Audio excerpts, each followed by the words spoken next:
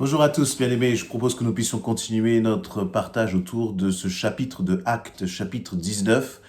Actes, chapitre 19, qui raconte finalement la naissance de l'église d'Éphèse. Et la naissance de cette église n'est pas le fruit de la volonté d'un homme, n'est pas parce que l'apôtre Paul l'a décidé, mais on voit bien que on voit bien que l'église d'Éphèse, a été engendrée par la volonté du Saint-Esprit.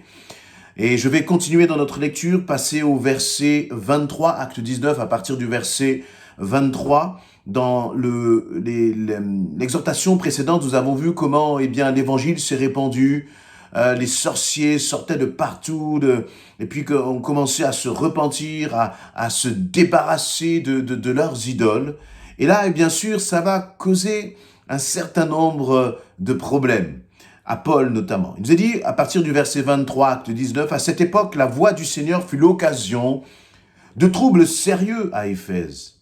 Un bijoutier nommé Démétrius fabriquait de petits temples d'Artémis en argent et procurait aux artisans de sa corporation des gains considérables. Un jour, il les convoqua tous, ainsi que les ouvriers qui vivaient de la même industrie, et il leur dit, « Mes amis, vous savez bien que nous devons notre prospérité à l'exercice de notre métier.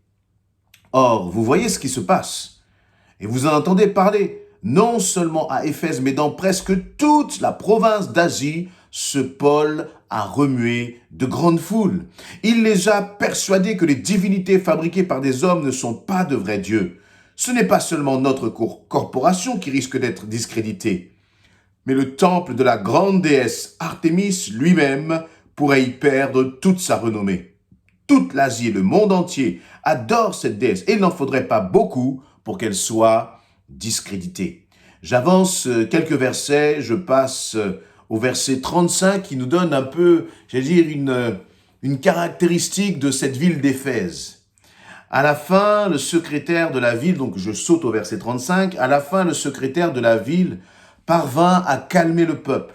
« Éphésiens, dit-il, quel homme au monde ignore que notre cité d'Éphèse est la gardienne du temple de la grande Artémis et de sa statue tombée du ciel. C'est un fait incontestable. » Voyez donc, Paul, on voit que dans cette ville d'Éphèse, il y avait toutes sortes de divinités. Et puis c'était un peu comme la capitale de la croyance ou du culte à la déesse Artémis. Et cette déesse, bien sûr, elle générait beaucoup d'argent, puisqu'il y avait des orfèvres, des artisans qui étaient là et qui fabriquaient des statues autour de cette déesse, donc sûrement des statues en or qui devaient se revendre très cher. Et donc, ces artisans, ces orfèvriers, voyaient comme leur business là s'envoler. À cause de quoi ? À cause de l'évangile qui avait été proclamé. Et donc une rébellion s'est levée contre Paul et puis aussi contre ceux qui l'accompagnaient. Notamment, il nous est parlé de deux Macédoniens, Gaius et Aristarque. Et vous voyez, cela m'a interpellé sur le fait que à chaque fois que le Saint-Esprit agit, l'ennemi est dérangé. Si tu vois qu'il n'y a pas beaucoup d'agitation autour de toi, si tu as l'impression que tout est calme et paisible, c'est peut-être parce que tu n'es pas réellement entré en guerre contre l'ennemi. Quand je parle d'entrer en guerre contre l'ennemi, ce n'est pas que nous cherchons la guerre, mais faire la volonté de Dieu, c'est s'opposer à l'œuvre de l'ennemi. Dès le moment où tu fais la volonté de Dieu, l'ennemi de ton âme n'est pas content, il est même profondément en colère. Et on voit que c'est ce qui se passe là, dans cette ville d'Éphèse. Paul, finalement, n'avait fait que proclamer un message d'amour, de paix. Mais ne nous trompons pas, le message de l'évangile est un message qui bouscule. Le message de l'évangile, l'évangile véritable, est un message qui impacte, qui amène à la transformation, qui amène au renoncement dans les vies.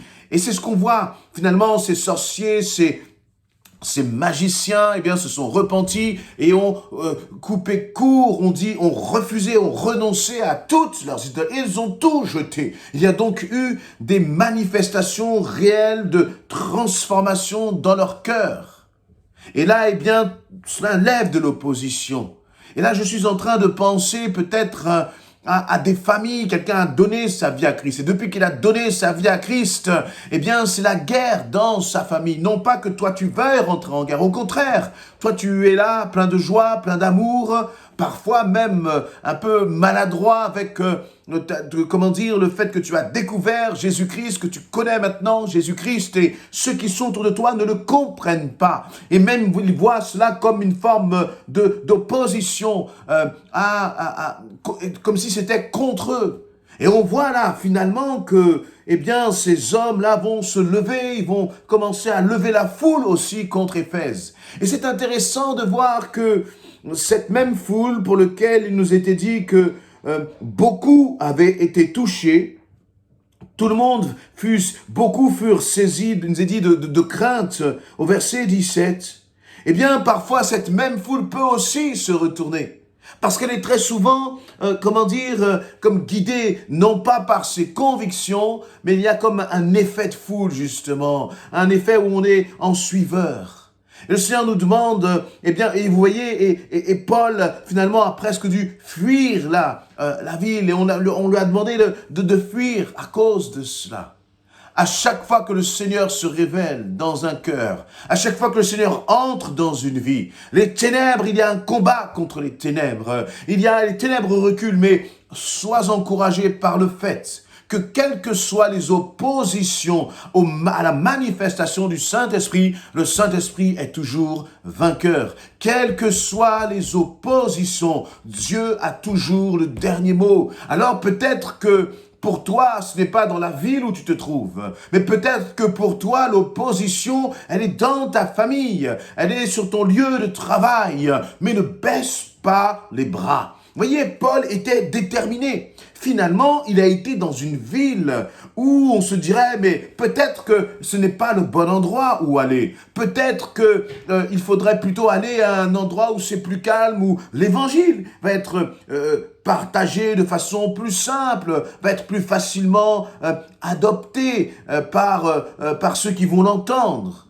Et je dirais même que peut-être que tu te trouves dans un environnement qui te semble hostile à la parole de Dieu en apparence. Je dis en apparence parce que le Saint-Esprit est capable de toucher les cœurs. Le Saint-Esprit est capable de transformer. Il nous est dit dans ce verset 35 que quel homme au monde ignore que notre cité d'Éphèse est la gardienne du temple de la grande Artémis et de sa statue tombée du ciel. C'est un fait incontestable. Il y avait donc des défenseurs de cette déesse Artémis. Et ces défenseurs ont dit, eh bien, Éphèse, c'est la capitale de la grande déesse Artémis. C'était comme si c'était donc un siège là où le siège social du diable presque.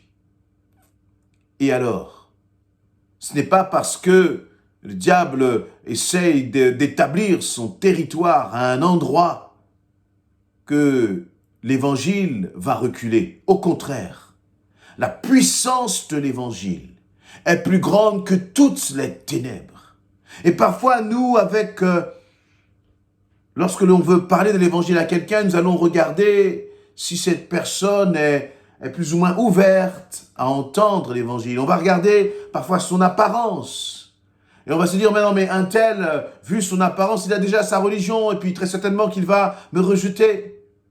Et Paul aurait pu dire la même chose et se dire, mais je ne vais pas aller à Éphèse, parce que la réputation de la ville d'Éphèse est connue de tous. Seigneur, je vais aller autre part. Mais Paul a été à Éphèse parce que le Seigneur l'a envoyé là-bas. Paul a été à Éphèse parce que Paul est soumis au Saint-Esprit. La question pour toi et pour moi est de savoir, est-ce que nous sommes nous aussi soumis au Saint-Esprit?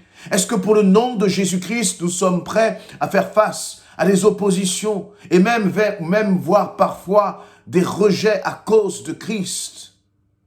Mais en même temps que Paul a été rejeté, en même temps que Paul a fait l'objet de persécution à Éphèse, il a été un instrument puissant entre les mains de Dieu au milieu de cette persécution.